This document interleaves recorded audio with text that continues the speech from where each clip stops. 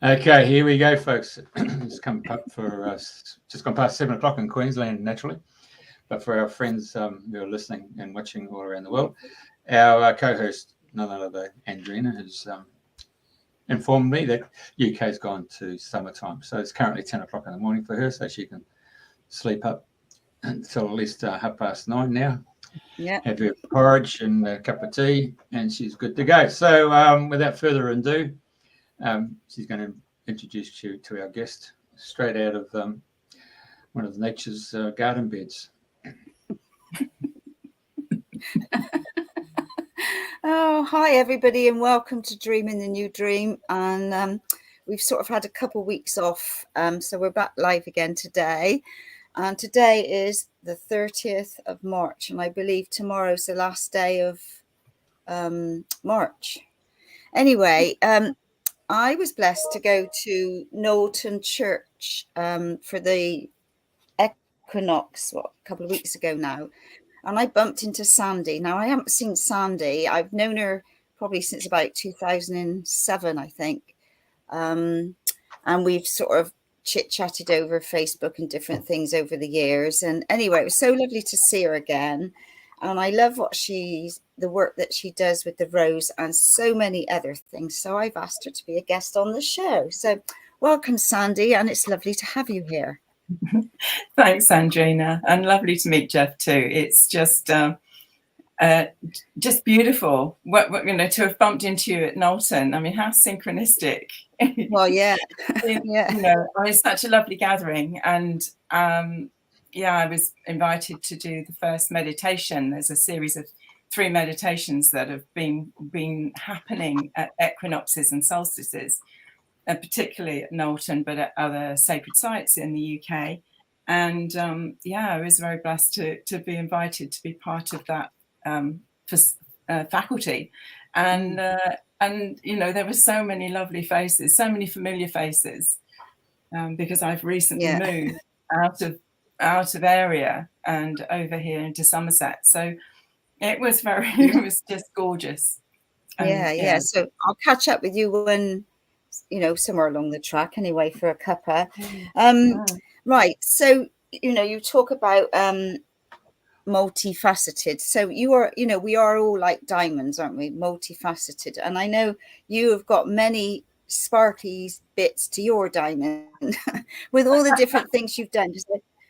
I know you've been a wedding dress designer, a house whisperer. You've designed your own Rose Oracle cards. You've done scarves. And so much more, house whispering. And so let's start from the very beginning. Mm-hmm. Start off your journey of life, where you were born. I know you said you were in London, not a place that I'd ever heard of before, but then I don't know it all. So, please share all the steps and the highs and lows that have brought you to this point now. Yeah, well, how long have you got? I've been here a while. So, I was born in Newport Pagnell, north of London, and my father was working for Aston Martin. He was working on his tools. He was part of their team that used to build these amazing race cars. And so I'm sure that was the adventure that drew him from his family home in Bournemouth up to north of London, having got married to my mum. They obviously vacated the locality of the south of England and headed north. And sure enough, a few years later, I came along. And for family circumstances, they made a decision to move back down to the south, back down to Southampton. And so that was really the main part of my journey, was along this south coast of England, always around the periphery of the New Forest, because the epicenter of the New Forest, and actually what's been called Witch Central, because it had seemed to have magnetized a lot of mystics and those that were interested perhaps in the healing arts. They gravitated to Burley in the New Forest. And so my early years were really focused around there. It was my maternal family home, And wherever we moved in my birth family, we seemed to be around that New Forest area. And curiously, my grandfather was a professional gardener, and my grandmother was called Rose Alchemy, and my sister, who's recently passed, was called Rosemary. So this whole connection with flowers, with playing as a child in his rose garden, and it was rich. I mean, he was an artist with plants and color. So as a child, I was sort of immersed in this magical land. But it was my grandmother who was my real sense of unconditional love. Most of us have got some kind of trauma story that sits in the back catalogue in our familial pod, but always there is one person that we have a deeper relationship with that makes a bit more sense out of some of the things that we experience in our journey. And so my grandmother was it for me. She was the one that wrapped her arms around me as a little child running along the gravel path to this little cottage. And it really was a little semi-detached cottage in the New Forest. And my grandmother belonged to the WI and the church, and in the war she'd been with Red Cross. So there's a lot of nurturing and caring qualities. And I came to understand that in later years that actually one of her purposes of being there was to birth a lot of the local babies in the front room of the cottage. Really? So, there's a sort of really fascinating, back catalogue. But this place of the rose has always sort of sat with me as a thread. And, as I grew up, I was drawn to the arts. I could make a tailored suit from the age of 11.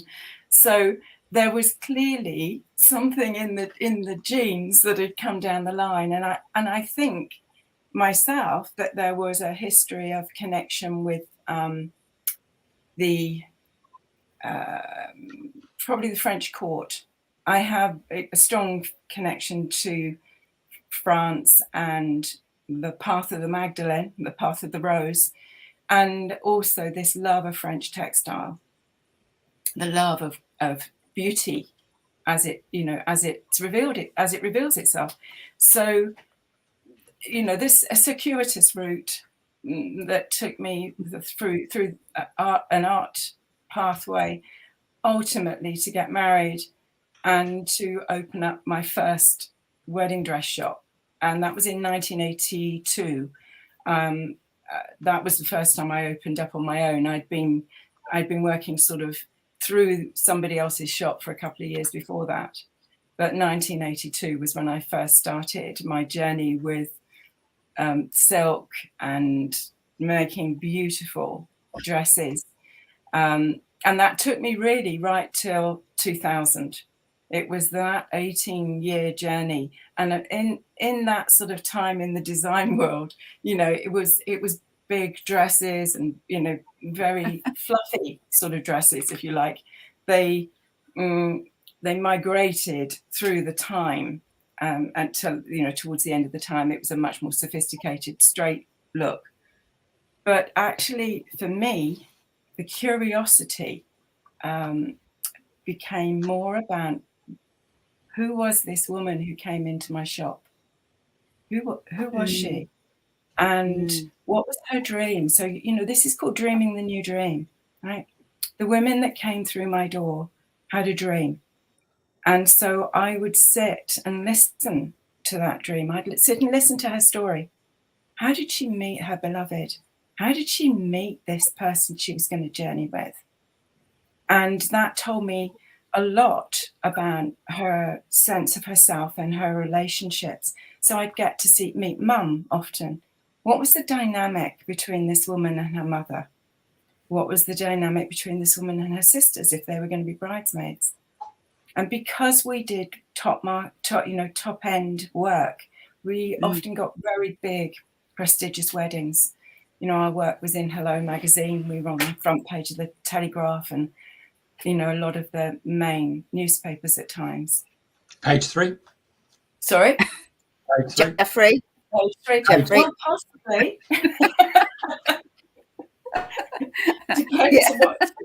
It depended. I did have some strange requests along the journey, I have to say. But, you know, this curiosity about nature and nurture and the way this woman felt about her body. You know, I get women that had amazing bodies, and you could wear a really body conscious dress, and Mum was going, no, I'm not having that. I want this, and I want this, and I want, you know, who was in control, who was mastering this whole thing. And you'd get to see who was the favoured child. You know, was it the bride or was it one of the sisters? It was very much somebody called it in years after that I was researching the human dream, you know, because these women were planning weddings 2 years in advance, you know, talking about Bridezilla, you know, they were focused in, you know, the whole family was focused in on this one day. And I suppose there was a sort of a slight disquiet for me because I was making very expensive dresses, beautiful couture dresses that would be worn for 4 or 5 days and put in a box, 4 or 5 hours and put in a box, possibly, if they were lucky. You know, it was, I mean, this was in the end one of the things that was a bit of a disquiet for me. But I'd often, because I did big weddings, would end up at the bride's house to dress the bride and the family in the morning of the wedding. So I'd get to see the house that formed her as well. And I'd often do waistcoats and cravats and things for Dad, sometimes frock coats. You know, you get the whole picture. And it really was, as somebody was to say to me, researching the human dream, you know, this vision that we have. And so, you know, in a lot of ways, I was quite naive and in la la land, and in, you know, that you walked off, you met this beloved, and you walked off hand in hand into the sunset. Yeah, right. Yeah, exactly. You know, that was not how it worked. So, you know, I began to look deeper at the attractor factor. What was the attractor factor, and what was the frequency of the heart that attracted the partner in? And so, you know, that then took me into curiosity. So in 93, I went off and trained in Reiki. That opened up a whole, I mean, candy shop, really, because that took me onto numerology and crystals, and I started taking the birth dates of the bride and groom, working out what their gifts were, what the exchange was, and couching that on gold and silver threads and semi-precious stones, which I dowsed because I'd become a dowser by the time I got to 1996. So I dowsed the stones for the right, you know, for the couple, and then put them in the numerological sequence on the bodice. And the dresses became known as the threads of life. And what they were aimed to do was when the girl put this dress on, that she came into an inner alignment. She, you know, she became radiant, and it didn't matter whether she'd got this puffball of a dress on or whether she'd got this really simple, sexy little number on. She was, you know, in her power. She was radiant. And I got to stop you there, because you actually, for a mere male, yeah, I thought the Middletons did a really good job to sell their second daughter, making her the solo bridesmaid at Kate's wedding to what's his name? William. No, that's a guy. Yeah. I mean, they really sold Pippa, didn't they? Well, they did. I mean, A, she had a good body, and B, they chose a dress that was going to show off that body. Yeah. You know, I mean, absolutely. Threads of life. They really did a good job there. Yeah, you know, because actually, it's all frequency. At the end of the day, it's all frequency, And, you know, this whole thing with relationship is we attract through frequency, through a frequency match, a pattern match, and we attract our homes in the same way. So the curiosity in my journey was that I attracted to myself the last shop that I had in that journey. When I think I moved in about 1997 into this shop in Romsey, and it was an 1860s building, and it was on 3 floors. And in the basement, we kept our fabrics and, you know, our stock materials. The main shop was my showroom. So I used to do a collection each season. And so the brides would come in and they'd try the sample dress on, and then they would either buy that or I'd sit and sketch with them and adapt from the form, from the shape that worked for their body. And up on the top floor, I had my team, and that varied between 3 and 7 people, depending on whether we were doing a catwalk show in London, whether we were going to the main exhibition at the trade exhibition at Harrogate. I did actually take my dresses on a trunk show in the States, from Los Angeles to San Francisco, and I had dresses out in a shop in Bethesda in Maryland for a while. So when I had a bride who came to me from the States, and I had to send the toile, the calico shape of her dress out to her, and then the second fitting, and she had them fitted in a theatre in Times Square where she was working. So they fitted the dresses and pinned them, and then they came back to me for finishing. Wow. So, you know, we were really good at what we did, right? But when we moved into this shop, we hadn't long been in there, and things would start to move along the rails in the shop, and I'd come downstairs, and I had an old-fashioned sprung doorbell. And, you know, there was nothing technology here. It was an old-fashioned sprung doorbell, and I had French antiques in the shop and French antique curtains. So this was, you know, a little quirky boutique destination shopping place. So people didn't randomly come in my door. They came in because they knew what I did, and they'd come for purpose. So I'd get down in the shop and there'd be nobody, you know, and because I'd done the Reiki, I don't know why, but I wasn't frazzled by it, but my team in the workroom were. And they would go down into the basement to pick up the fabric. They'd wait until I got to the shop, down into the shop, and they go, Sandy, do you think you could just pick up so-and-so's fabric while you were there? And you know, by this time I had 2 little tots of children. And they didn't want to stay on the girls upstairs didn't want to stay on the premises unless I was there, which all got a bit silly. And one day I stood down in the basement, and it was cold. In fact, it was chill cold, which I've now come to understand is a bit of a way shower for what's going on. And I don't know, I stood there and I thought, what is this? Why are they so freaked about coming down here? And I could feel this pressure on my chest. And, you know, I worked with women and for women. It felt male. And that, you know, that was the start of a whole new adventure. So that was 1997. And I knew I wasn't going to make wedding dresses forever, but I had no idea what was coming down the tubes. You know, the end of my wedding dress time. Yeah, sounds like Life of Brian, bring out the dead. You know, that's just the start of it, believe me. So, you know, ultimately, I started to be curious about spaces. I mean, I with the help of a woman from the Federation of Spiritual Healers, who randomly I had met a couple of weeks before, we worked together to speak to this man in the basement. And on a day that we were closed, we pulled the big fitting room curtains across this shop. And she said, okay, you know, we're going to create a circle of light. And I'm like, yeah, okay, we'll create the circle.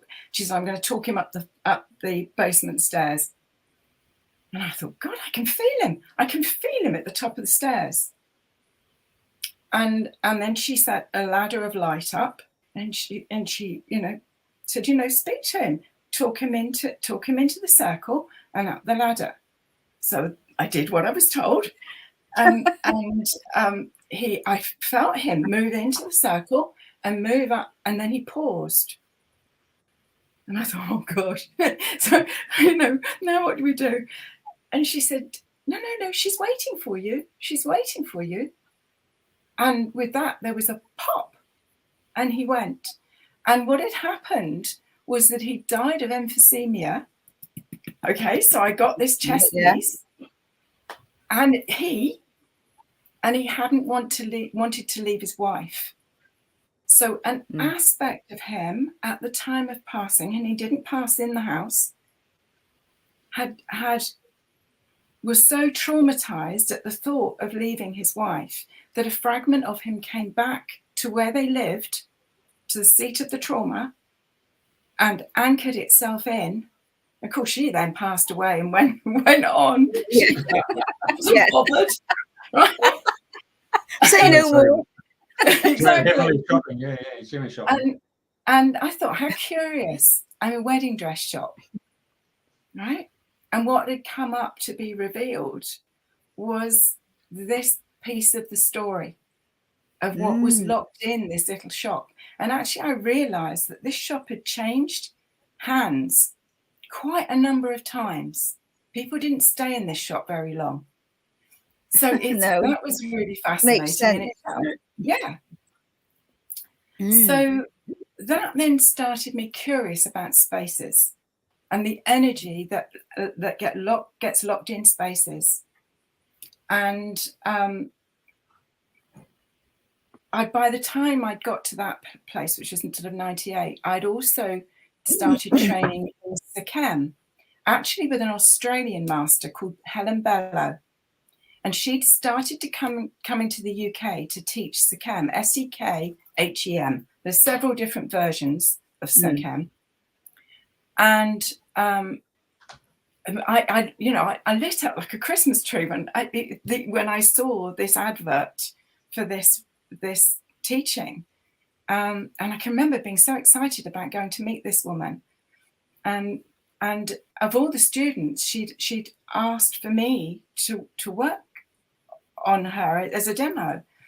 And they'd then turned around and said, yes, you and I have worked together before at Luxor, in the temple at Luxor. And I'm like, wow, this is, really amazing. Anyway, I had started getting really curious about why some people, when they go for a healing session, feel the shift from the session. And then when they come back again, we incrementally map a pathway to wellness. And why some people come and they have a healing session and they feel the shift and they go home. And then when they come back again, we start all over again. We're back to ground zero. Why is that? Why, what is it? So that's really what took me out on the curiosity about space and how I ended up some years later, working primarily as a house whisperer. But what happened was I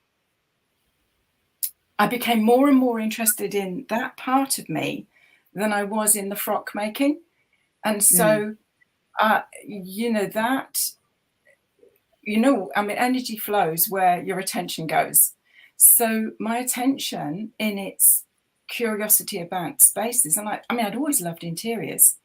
Always done the interiors of my own shop, the rag rolling, the stenciling, the whatevers.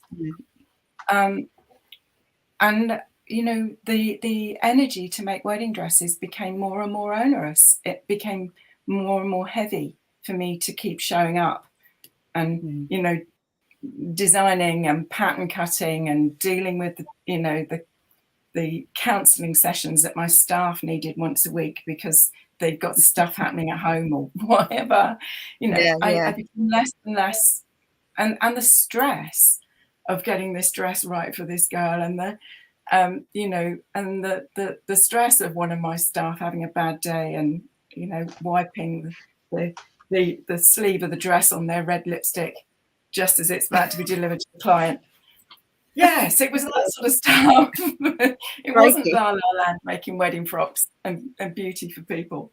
There was a lot of other, you know, dealing with the bride's mother who was having an epi, or the bride who'd come running in and say that she'd had a nightmare about the fact that she was walking down the aisle naked, or that her, you know, her dress was purple and she just wanted to come in and have another look at the dress to make sure it wasn't purple. You know, it was that sort of stuff. So eventually in 2000, I closed my last wedding dress shop, having been in the town for 18 years. Wow. And at one point having 2 shops, one in Winchester as well. And we, you know, we did a lot of beautiful work.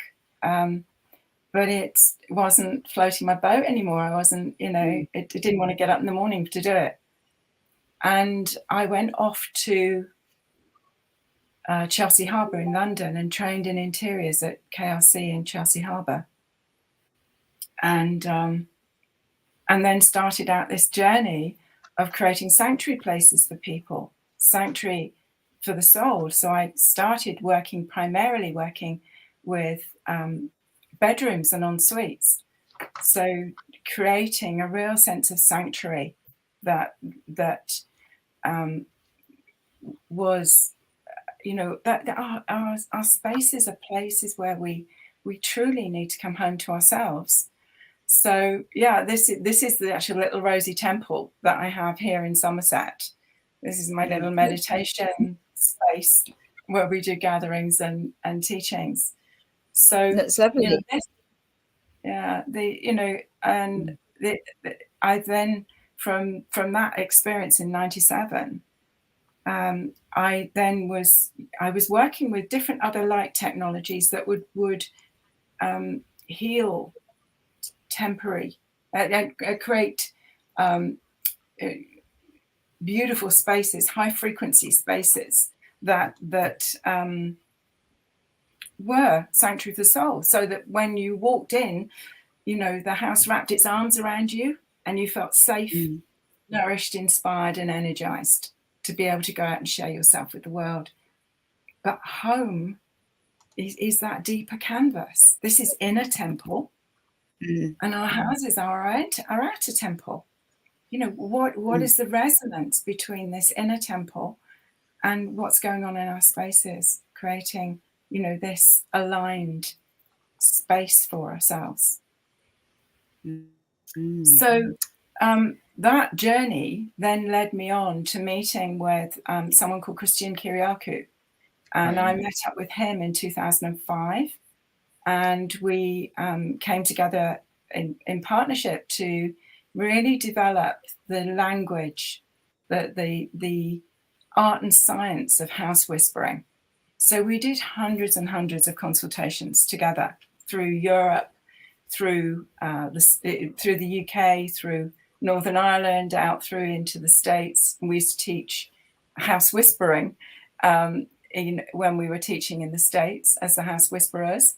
So Can you go to Damaha there, Kafella? Can you go to Damaha? Sorry? Didn't you go to Damaha? No, didn't. That's up in the north of Italy, yeah. Italy. I mean, a really sacred community, working a lot with sacred geometry and earth magic, creating a lot of beautiful creative work. But no, we would go to clients who had issues around relationship, finances, or their health. Or they absolutely knew that there was something that was not in alignment with their space, and their space was impacting on their well-being on some level or another. But it was a really rich journey. We traveled very well together in that work, and developed a very unique language for how the spaces impact on our well-being. And over those years, I developed a real mastery of working with earthbound spirits, being able to communicate with earthbound spirits, be able to tune my radio dial down to be able to hear a story that a fragment of a soul has lodged in the heart that's got them stuck on the earth plane. And, mastered tools and techniques to be able to release that. So it's like soul retrieval in reverse, really. That you're So could you explain, because obviously a lot of listeners may think house whispering, well, does the house whisper to the person? Yeah. Well, So I mean, yeah, it does, because the house holds stories. We've all been in places where we've walked in and we've gone, get me out of here. I don't want to, and we've been in places where we've come out and felt absolutely drained. And we've been in places where we felt, this is familiar. I can remember going to Venice on one of my trips to get fabric for the wedding dresses, and going into La Pieta, the church that Vivaldi had with the girls, and creating the music for the girls in this orphanage, and he'd have them playing up in balconies so that he could get surround sound and things like that. But I can remember going in there and my palms absolutely pulsing, and that absolutely is one of my way showers that tells me, stop, pay attention, listen. There is something here that is familiar, a frequency that is familiar, that is known to me, to pick up the information. So we've all been in places, that deja vu, or it's at a subtle level. We might not have the language for it, but and we know when we feel uncomfortable in a space. Well, that can be for a variety of reasons. But, one of the primary things I look for although I'm not with Christian now with my work, the work has developed on in a different way. We did sort of 10 years together of this development, and then we took our journeys in separate directions. But for me, one of the keynotes in that journey was in 2010, when I started the communication with the roses. And I'd gone off to the Alhambra in Granada in Spain at the end of April, which is rose time in Andalusia. And I'd come back with a load of photographs. No idea, that there was anything magical that was going on here. All I knew is that when I walked into the Alhambra, I felt like I'd come home. And Moorish architecture has always been something I found really beautiful. The form and of spaces in Moorish architecture, and so that's one of the reasons that I'd been fascinated to go. I didn't realize there was a whole new piece that was going to come forward from that. And I'd gone with my favorite camera, loved photography, and had been drawn off into the rose gardens before I'd even got into the Nasrid Palace, and photographed loads of roses. And the roses were in like beautiful rooms, outside rooms with waterways and archways and big rose beds. And so I came back with all of these photographs, loaded them on my computer. And a couple of days later, there was a voice in my head that said, we'd like you to put 11 of us together and work with us. We've come to heal the Magdalene wound. We've come to heal the wounded aspects of the feminine in both men and women, but that it's always been the women that have sought the healing first for their children, their families, and their communities. So the pathways for me in the process started to merge, my own journey with the roses and the way that I showed up, even in the latter years with Christian, was always to bring the roses with me and to work with their technology, their geometry, to be part of that process of upshifting the frequency of space. Mm. And that really is where I am Wow. now.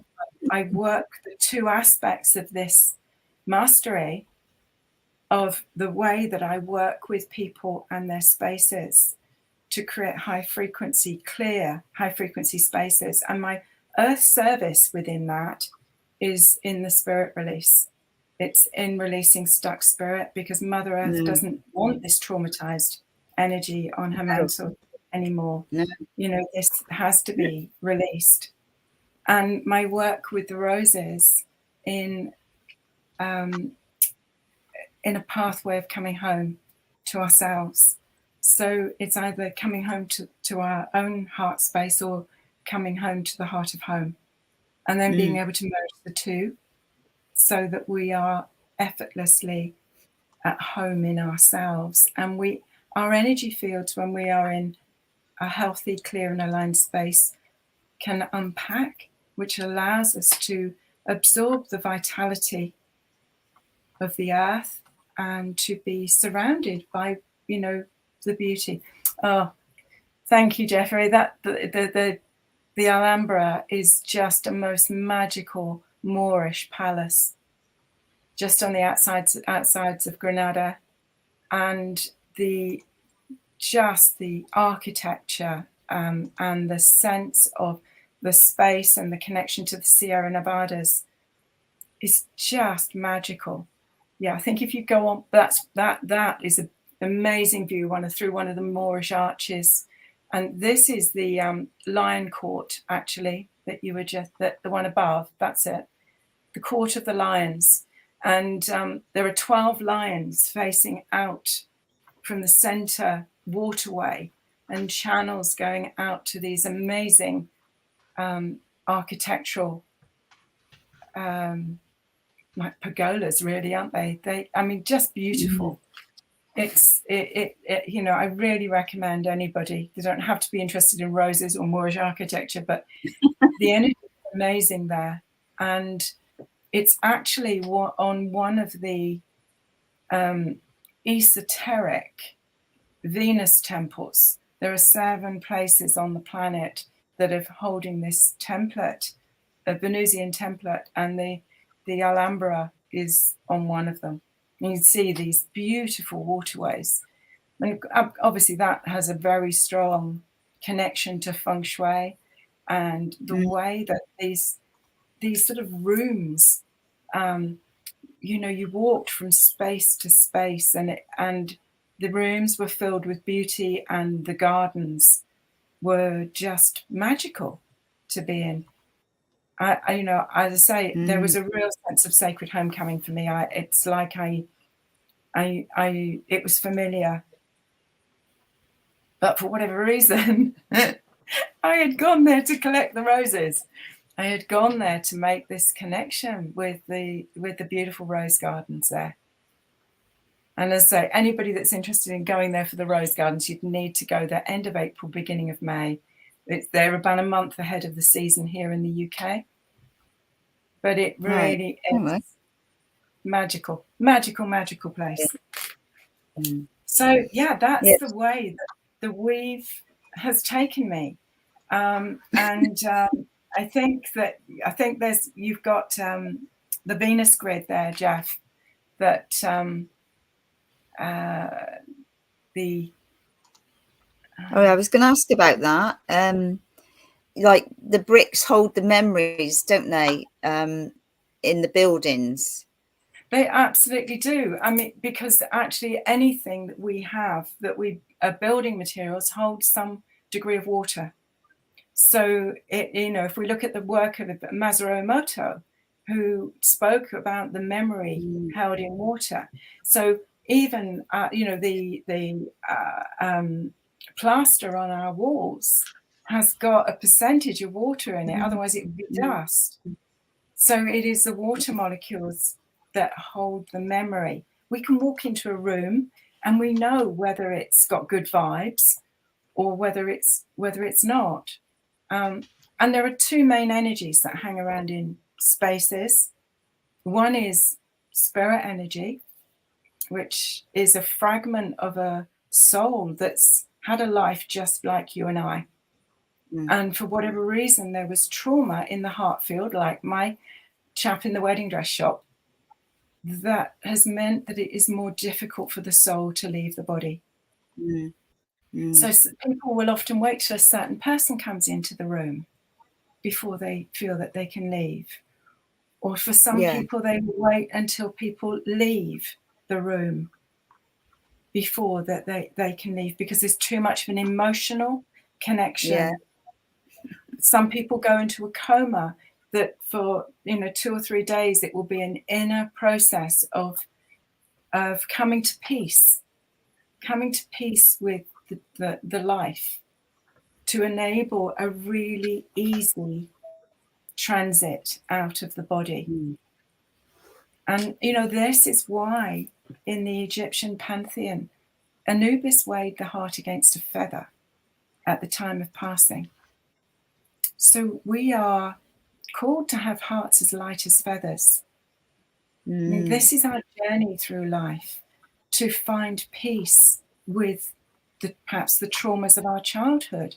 I mean, I've been very interested in the work of Dr. Gabor Mate. He's much more visible these days because he's just written another book called The Myth of Normal. But he is a Vancouver-based physician who specializes in trauma and addiction. And his work is just amazing. I was very blessed to have an invitation for his pathway of teaching called Compassionate Inquiry. And I had to pull back out because I just didn't have enough hours in running my own business and my own mentoring and counseling work to have done the course with him. But his work is just amazing. So we are given all of these indicators now. Our bodies are 72% water. What our self-talk impacts on the health of ourselves or not. Yeah. And this for me is where the roses come in too, because in their path of they're just pure love. The roses are just pure love. These the original roses that came to me from the Alhambra, that whispered message from the Alhambra, we'd like you to bring 11 of us together and work with us, was, and this is the book that goes with the oracle deck. There is you mentioned that your cards are more healing cards than giving out readings, didn't you? Yeah. And I know, like, you've obviously moved from 11 cards, and I think you said about you had 44, 45, and you've even gone up to 52 now, is it? 52 now. So from 2010, when I first had that whispered message from the roses, and they called themselves the Way of the Rose at that point, and they set those 11 rows set up on as a healing grid on the body, so that those 11 rose energies, because I sat and meditated with them, and each one told me where they worked on the body and what they did. Like for instance, this rose is rose 5, and she sits on the throat chakra, and she helps us to release and clear anywhere in which we block our ability to share and to speak, and where we swallow down rather than speak. Any issues of the throat, any issues with the thyroid, any issues around our speech will come from, be assisted in this work with this rose, very refined and defined. It's a beautiful picture. Yeah, she's, so but they obviously all of your cards are all your own pictures. Yeah, they're all my own photographs. And I've sat and I've meditated with each one of them, and they've told me where in the body they work and how they work together. And it's a healing oracle. It was never meant as divination, but I've ended up, by default doing new and full moon rose readings because it helps people understand the technology. Because these are light technology. They are just pure love. And they are here to illuminate. This is another one of the roses from the Alhambra. And she says, I am inner strength. And she was sitting in a rose bed just outside at the back of the main Nasrid Palace. And she was in the shadows. And she said to me, although I sit in the shadows, still I am beautiful. And I just wait until it's my time to shine. And you can see the sunshine all the way around her. And it was like, oh, no, I can sit here and I can just radiate. And as sure as eggs is eggs, the sun is going to come round in the sky and it will illuminate me a little later this afternoon. And that will be my time to shine. And we can take that on lots of different levels. Some of us have had to sit quietly at different points in our lives and wait until it is our time to step forward. This rose sits on the solar plexus. That's beautiful. And there's nothing fluffy about this rose. She's super clear. She's like the Sekhmet of roses. She says, don't mess with me. I have clear boundaries. I know who I am. But her partner, there's two roses that sit on the solar plexus, is this one. And she says, although I look like I'm vulnerable and I'm fragile, in my vulnerability is my superpower. When I acknowledge my vulnerability, nobody can go and blow me over because I know where my strengths and my weaknesses are. So, they have really, and you can put a glass of water on the rose card and make energetically charged water. It's through a process scientifically called epitaxy, where the frequency of one thing translates into the energy of another. So that they were never designed. Yeah, that's the completed set. That was the second edition set that came forward just as we went into 2020. In fact, the full shipment arrived on my birthday in February in 2020, and then of course we went into lockdown. So they were an amazing. I did a whole series of classes through lockdown to help people find their inner strength and their pathway. The roses have no other agenda other than to bring us home to ourselves, to bring us home to love. And I at one point I was in from I suppose 2011 to 2015, I was teaching the classes here in the UK and in the States. Did a lot of teaching in New York at the Theosophical Society and the Open Center in Manhattan, Meta Center, Namaste Bookstore. If you go back up, Jeff, at the top, and the very top one, I think it was. Yeah, that one there. It looks like a face, doesn't it? It's like the nose, the eye, the mouth. I see. Yeah. I can't see what number it is, but it looks. Yeah. As soon as I saw it, I thought, "Oh wow, there's a face if ever I saw one." But I mean, I see face. I see faces everywhere. Yeah, of course, it's on the side. Look. So what one is that then? Is this the one? Yeah. Yeah, I think so. Yeah. But that one's turn it the other way around. Long way. It looks. Oh my God, both ways. There's a face. I can see a face both ways.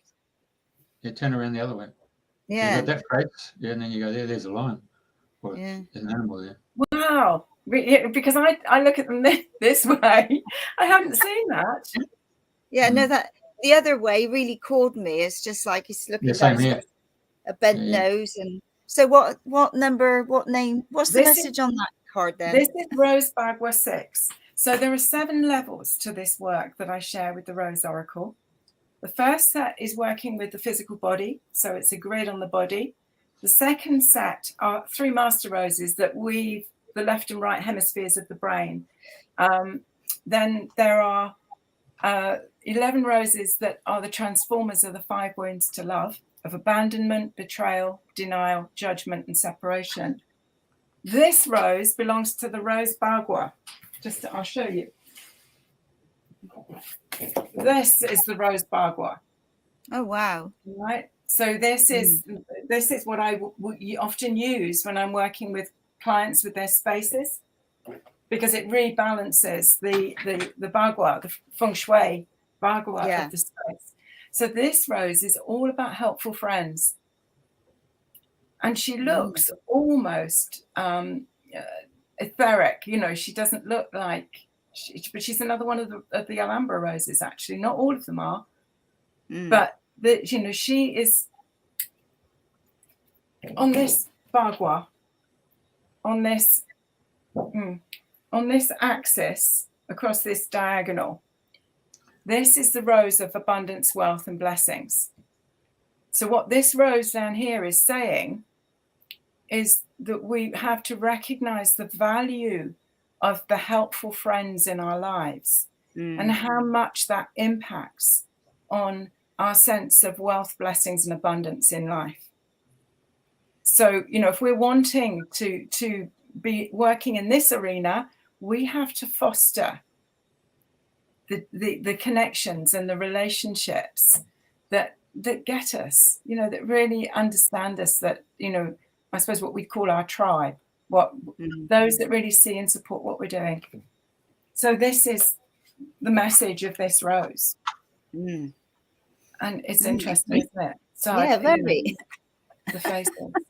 Yeah, either way, you've got 2 different faces, look, haven't you? Yeah. There is another rose. I'll tell you a little story about when I was teaching at just trying to find it. I was teaching at the Theosophical Society in New York, and the New Yorkers come in, fully armored up. If they've come in on the subway, it's like they've got metal jackets on. And there was quite a big group, actually. And one woman came in quite late, and she sat at the back. And she had quite a big woman, and she had a strapped bag across her shoulder, and which she didn't take off. And so she didn't sort of really settle.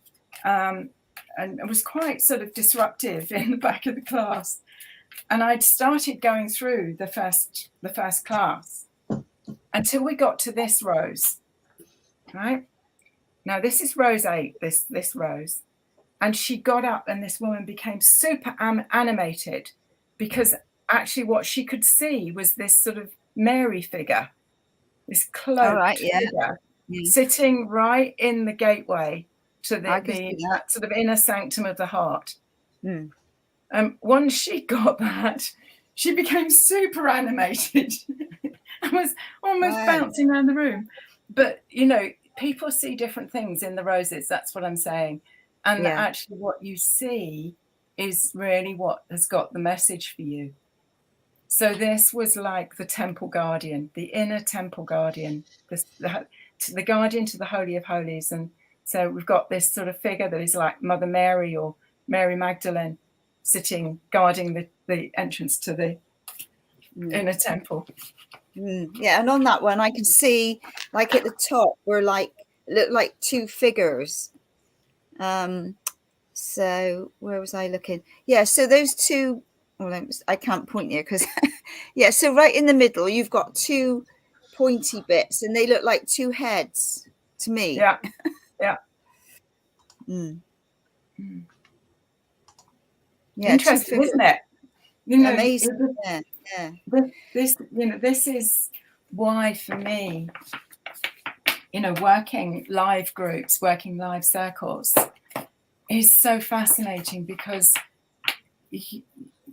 just because I was, I'm a voice for these roses, and what has come through intuitively for me.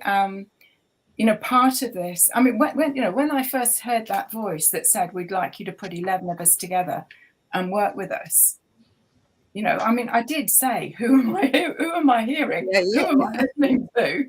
Who is Yeah. this? And what they said was, we are the Sisterhood of the Rose. And there are both brothers and sisters of the Rose, because there were Knights of the Rose, Rose Knights in medieval France. This connection to the heart, this connection to love. So, and they said, that the voice that I would be hearing through that story was that the voice that I would be hearing and that would be guiding this work would be an energy called Lady Nada. And Lady Nada is an ascended master, and she works alongside what are known as the White Light Brotherhood. And she said many of the White Light Brotherhood were also Brothers of the Rose. So once I'd understood that I was getting high frequency guidance for this whole process, that's how it unfolded. So it took me 4 years to get the first segment published, the first edition, and then there was more to come. And so what I then, as I've sold out of the first edition, I added those into a second edition. And so we published again the set with the additional 7 cards in 2019. But this working with mandala, I've got many people that work with the Rose Oracle that do group work. Yeah. And they use the roses, sometimes with color mirrors, sometimes with crystals, to set up an energetic framework in the center of a circle. I also work with alchemy crystal bowls, with sound bowls, and I work with the sound to allow for groups to go deeper in a journey, so that people would select a rose that they're drawn to and then meditate with it, and I'd use the sound as a carrier wave to take it deeper. I mean, you say like when you're drawn to, I mean, normally I'm quite good, like I pick a card or a card chooses me, but I mean, all those pictures are absolutely stunning, aren't they? They're really beautiful. I mean, it's hard to say, wow, they're all beautiful in their own right. Yeah. And there's two ways in which you can do that. If you've got the deck, you can just shuffle and just ask for the wisdom of the roses, because they have their own consciousness, they have their own wisdom to show you, what is calling at this time. And the other way I've worked with them when I've been doing the big exhibitions in London, Mind, Body, Spirit, Mind, Body, Soul, is to put them out in a spiral, like the photographs you've seen, and allow people to just scan either with their hands or with their eyes. And it's unbelievable. People will pick up a rose and just put it to their heart and burst into tears. That it's like the consciousness. Fabulous. That is one of your scarves behind you that you've designed? Yes, it is. This is the Gaia Gateway scarf. Just turn you very slightly. She's a big. They're 130 by 130. They're big. Big scarves. Have you done one for each rose, or have you just done a few? I've only done the roses I've only had the roses printed that the roses have told me they want to be printed. Right. Yeah, if that makes sense. Yeah. And so, how many is that so far that have been printed? Then I think I've got about 15. Right. But I also print them onto mats, like little meditation mats that you can sit on, or you can lay on the body, you know, if you've got pain or discomfort, because if we go back to that goal, if we go back to the Venus mandala, that Venus mandala is basically the energy of the roses. The rose opens her bud when she has 5 sepals, right? The 5 sepals, they open not consecutively, they open in the same way that you would draw a 5-pointed star. And then the blossom explodes from that in a golden mean ratio. So the magic of the rose is the fact that embedded within the coding of it is the golden mean. And the golden mean is a ratio of 1 to 1.61803. It is known as the beauty ratio. It was used by Leonardo in his paintings, used by many artists. But it's also the frequency of the heart in love. The work of Dan Winter in the south of amazing physicist in the south of France. You know, that I've done study work with Dan, and the frequency of the heart in love is 1 to 1.61803, and in that Venus mandala, that journey of Venus in the heavens is 8 years, and she comes in to create that Rosabella every 1.618 years. Wow. So Venus, as above, so below. Venus, the heart, and love are all interconnected from this sacred geometry. And it's also the growth proportion of our bodies. You know, there's the 1, there's the 1.61803. You know, everything is a ratio of and how we move. And so when the work with the roses is to bring us home to ourselves. It's to bring us home to love. When we can stay in the frequency of love 24/7, we cannot get sick. Every beat of our heart pulses that frequency through the body, 360 degrees. When we can make shift within ourselves, this is when the magic happens. This is when the most incredible healing takes place, when we are able to access different states of our sense of ourselves. You know, and I guess that, you know, the way that the journey's taken me on from the roses, and Jeffrey's just put up this piece of artwork. This is by a lady called Nachaya Campbell Allen, and it's called Meeting the Dragon. It's Kuan Yin and the dragon. This place of compassion, this place of finding the empowerment within us. I mean, I've recently, in the last 10 months, moved from my home base in Hampshire to Somerset. We're about Somerset. We're in Somerset. I'm just off of the main Avalon circuit. I'm just down near Ilminster. So the pathway of coming here is random. It's like, really, guys, why am I going? But it's a door that stayed open for me. It you know, the door of this cottage stayed open, and it was here for me to come to connect with the energy of somewhere called Burrow Mump.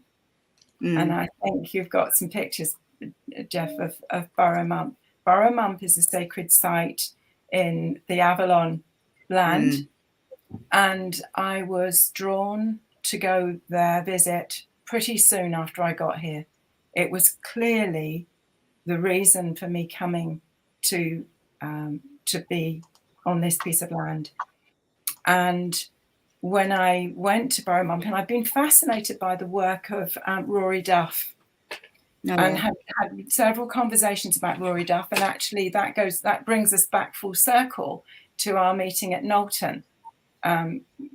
Andrena, because Rory Duff is a geobiologist or biogeologist, one of the two, and he is really interested in the energy lines of the earth and how at times of the equinox and solstices, the lines in the earth come into harmony. They come into harmony times. And what he's saying is that what his vision is that as the energies of these sacred sites come into harmony, the nodes open like roses.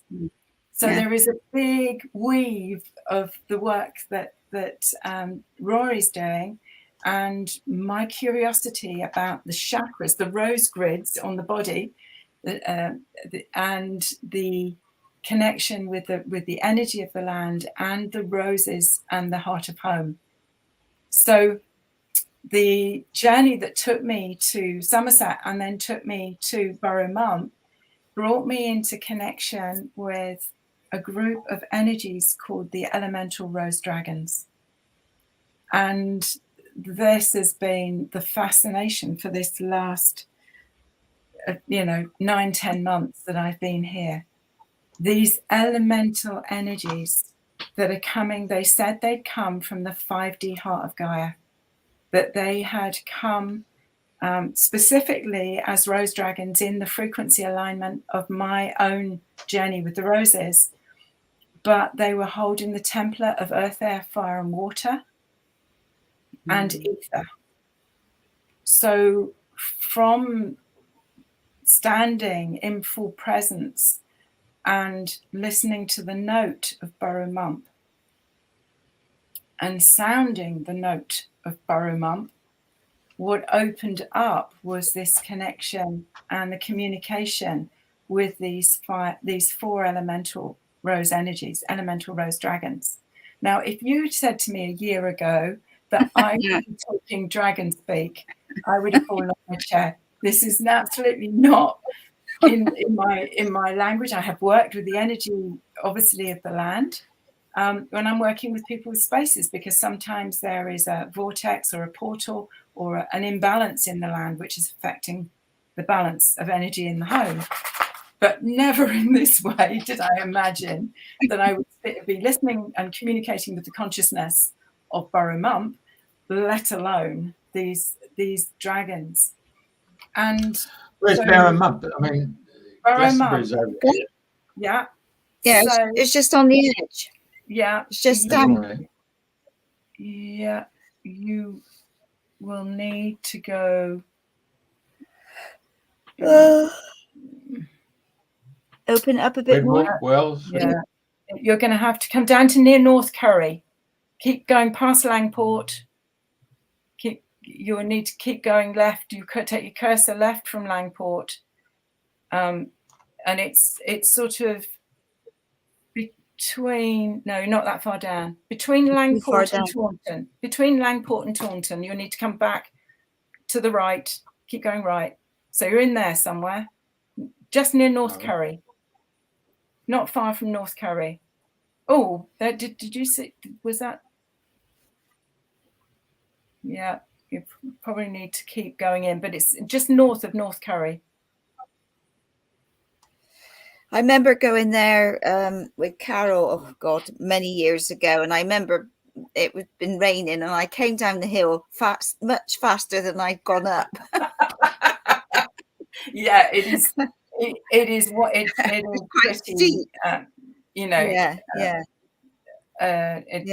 it is a scramble up and a scramble back down again.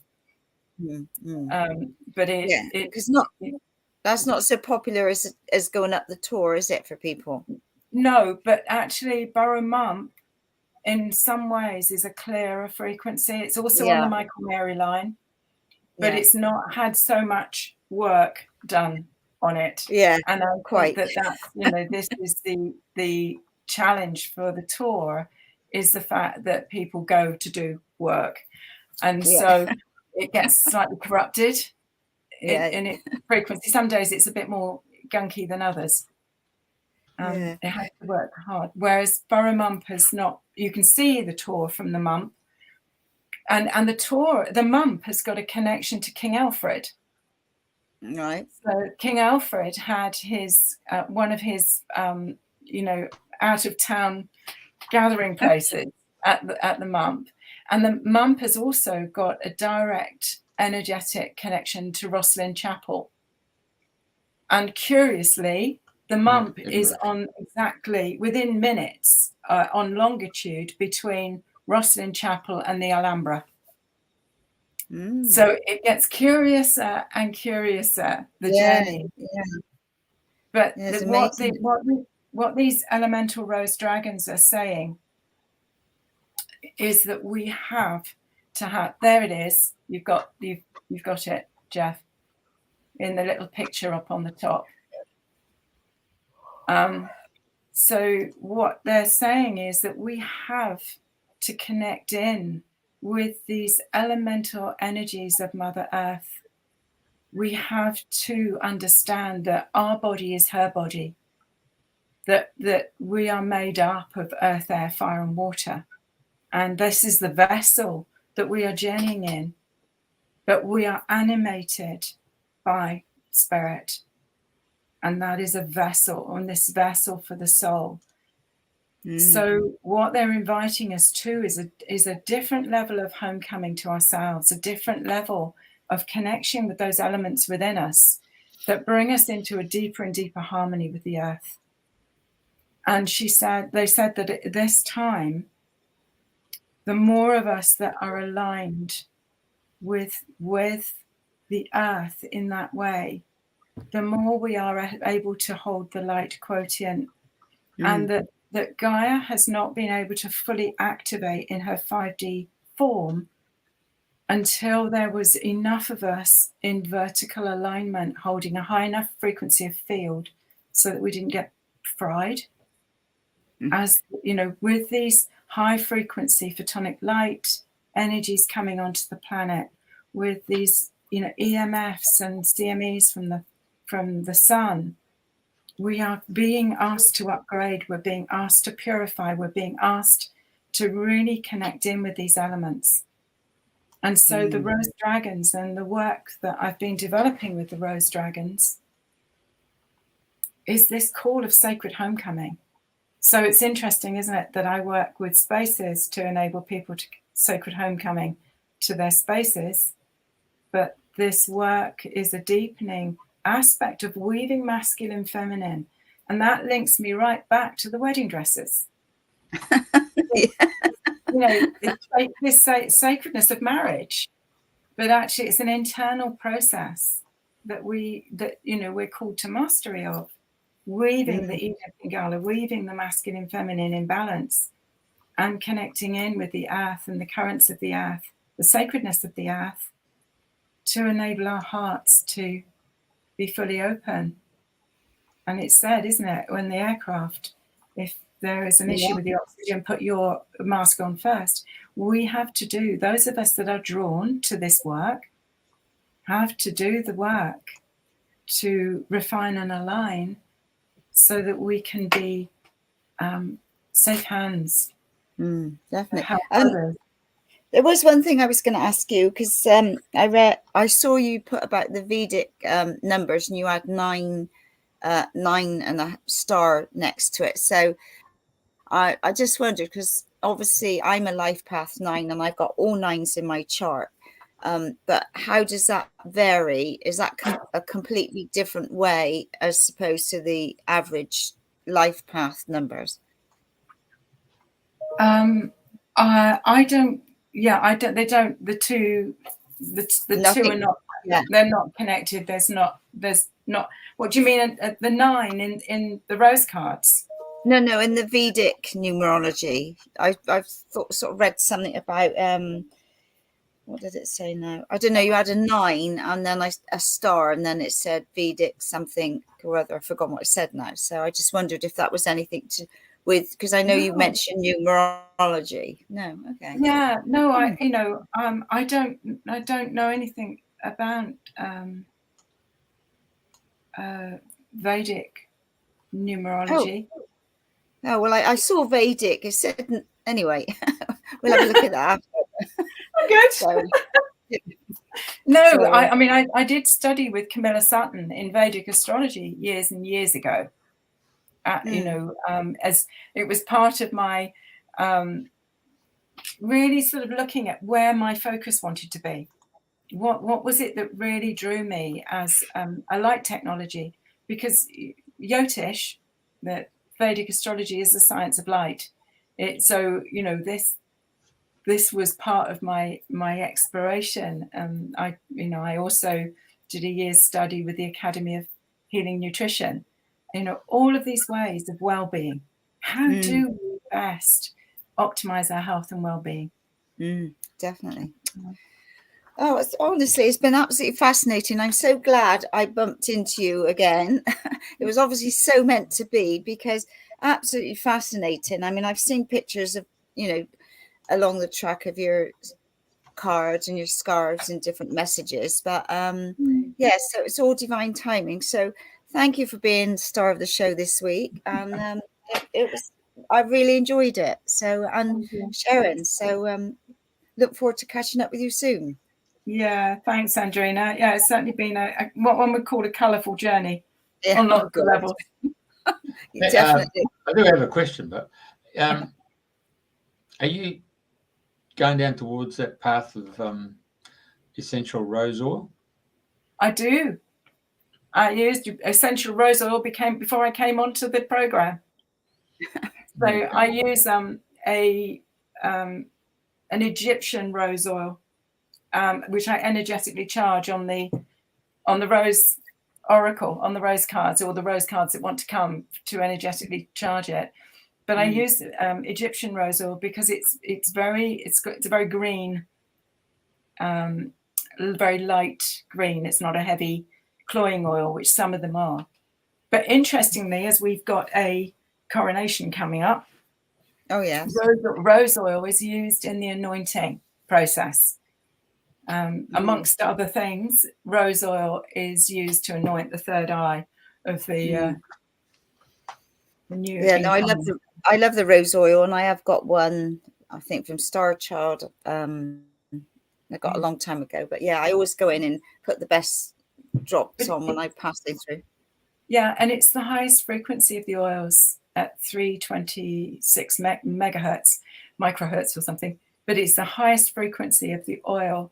And actually, it's an oil that I've used when I've been present at the passing of family members, to use rose oil on the heart as an anointing. Beautiful. Do you use pure rose oil, or you got a carrier? No, pure. What about the Indian rose oil? Actually, when I did a talk in a workshop at Botanica, one of the essential oil conferences, and I got talking to somebody who works in Pakistan and has got rose gardens in the Indus Valley, and their oil is beautiful too. But Bulgarian, Turkish oil, Moroccan oils, they've all got a slightly different energy to them. And, there are those that use, that grow the oil, the roses in the south of France. They too have got a different frequency. And do you go and communicate with the diva? No, I go and communicate with the person that's selling the rose oil. I know. No, but if I'm in the garden here, Jeff, absolutely. And it's always very interesting when people speak about the roses, because and they ask me what rose is it? What's the name of that rose? It's never been about the bush or the name of the rose. Some of the roses I can tell you what their name is, whether they're a David Austin rose, or whether I've had the name. But usually it is one bloom on the bush that has called me. And there is a funny little story, and I'll see if I can just quickly find the rose. The rose that is the Earth Star rose, this one. Oh, that's beautiful. So this rose came from Sedona. Oh, yeah, my favorite place. And so I went and did a talk in Sedona. I'd done a workshop in Phoenix, and I'd met up then with some friends from New Jersey who'd flown down, and we took a car up into Sedona for several days. And on the last day, we went to this gallery type mile type place in the center of Sedona. And I left my big camera, which everything else has been taken on a big SLR camera. I left my camera in the car, and I just had an iPad with me, I think. And I didn't know there were any more roses coming. I'd finished the first set. I had no view that there were any more roses. And we got into this this sort of creative arts type mall, and there was a big, big rose garden in the middle with lots of statues of the divine feminine in all her forms, and a white calf buffalo woman, and, you know, all sorts. And in the middle of this rose bed, there was a rose going, photograph me, don't go without photographing me. And I head stuffed it. I didn't go back to the car and get my big camera. I just got out my iPad and I tiptoed across this rose bed, hoping that nobody was going to stop me in the middle of this mall, this crazy woman creeping over to photograph this rose. And so this is the only rose in the complete oracle that wasn't done on a proper camera. But, you know, she had to be photographed, and I had no idea there were any more roses coming. I never have done from that first 11. And I always got downloads in the shower.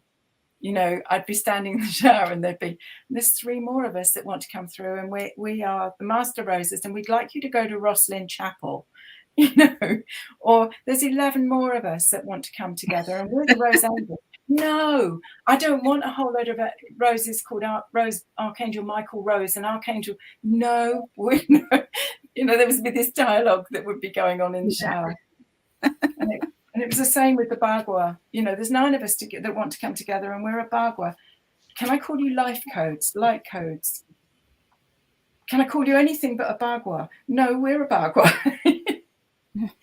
Very nice. I followed. And this lot, you know, these came forward as the cosmic roses. There's the Gaia Gateway, which is the big rose scarf that's up behind me. Beautiful.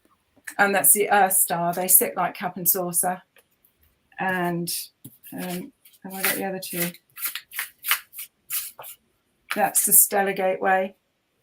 Totally sort of mystical, magical portal. And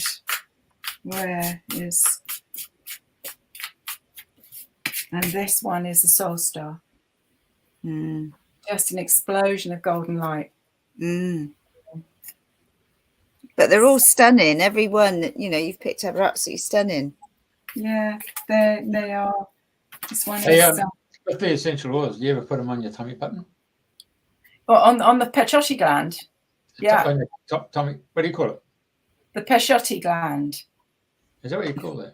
Yeah. So if you put the rose oil on your navel, you know, obviously from the umbilical cord connection to the center, that nosode will take the energy right around the body. You have to be quite careful what you use and what you put on there, and obviously some oils need a carrier, but it is absolutely, and it follows the same pathways that the fetus in utero would have been nourished through the placenta of the mother. So it's still active if we use the Pechotti gland. Yeah. So you can use that, and you could do them on the crown. Yeah. Yes. Yeah. Any other place? Left and right temple? Yeah, you could do. You could do. It depends where your focus is. You know, actually, my training, energy training that I use as my energy anatomy is pranic healing, and I trained directly with Master Cha. I did retreats with Master Cha in the early 2000s. So the crown has got a funnel, energetic funnel that comes down into the pineal gland. And the pineal gland has also got a funnel to the forehead chakra, which is the unicorn energy. But, you know, there's also these 2 come together with the pineal and the pituitary gland. So, yes, we can choose what we want to activate or work with. But certainly I work with the rose oil on the heart, on the sacral chakra, the navel, and with the crown. And what is interesting is that Rose 11 in this set, if she's going to let me see her, this rose is from the first set, but she sits on the heart, and then she moves to the crown, and with the view that the crown can only open to the degree that the heart is. And this is why our inner work with healing the stories that we might hold in the heart, and to work with our shadow aspects, these hidden aspects of self that shut our energy down. When we work with those diligently to open that energy up, so the crown opens in relation to the openness of the heart, because that energy has to have somewhere that is going to be held. So when people do reflexology and they're working on those acupuncture points or acupressure points on the sole of your feet, can you use one particular oil there, or can you use a plethora of different oils, or a mixture of oils when you're working with feet, the soles of your feet? I think it really is, that's down to a practitioner's mastery. I'm not a master of oils. You need a miracle who is going to be able to give you the guidance. I would, because of the sensitivity of the feet and the direct connection to the organs, I would say you've got to be extremely careful what oil you use, but that's not my mastery. I've had reflexology, I've had good reflexology, and I've had really not good reflexology, as we do along the journey. But these are all beautiful technologies of light that help us along the journey. And it's just it's trusting what we resonate with, what we're drawn to. So the story of the three kings bring in frankincense, myrrh, and gold. Is that right? Yeah. Where are those three placed on the body then?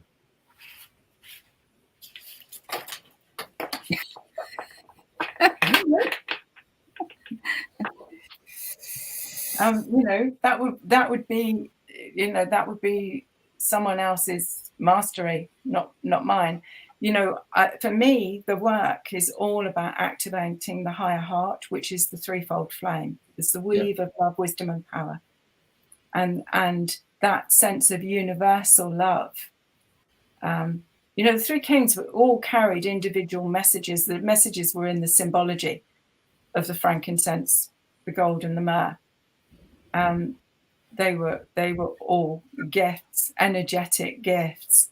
They all hold a different frequency coding that became part of the activation. And it's also, with any of this stuff, it's coded. It's for those with eyes to see and ears to hear. Right? The inner mysteries, you take it. What level of this storyline do you want to take? So, yeah. The power of the word. Oh, lovely. Well, thank you for staying back for that extra little bit. That's okay. Yeah, no, it's really, really fascinating. So thank you once again, and amazing. Welcome. I'll stay with us while we end the broadcast, so stay in the green room. There you go. Thank you, folks.